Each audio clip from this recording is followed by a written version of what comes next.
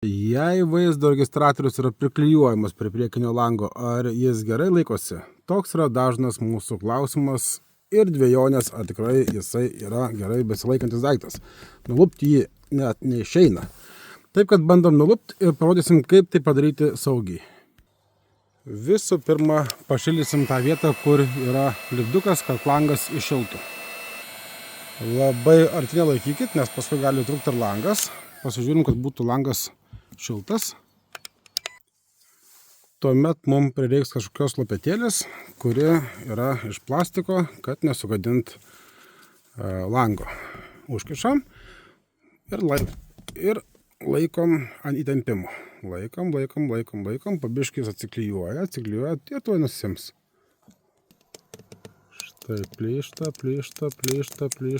ir nusiema nuo lango. Liko ant lango už tai tokių klijų.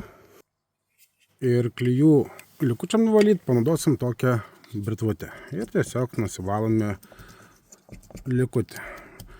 Štai ir viskas. Galim klijuoti į kitą mašiną arba galim dėti kitą registratorių.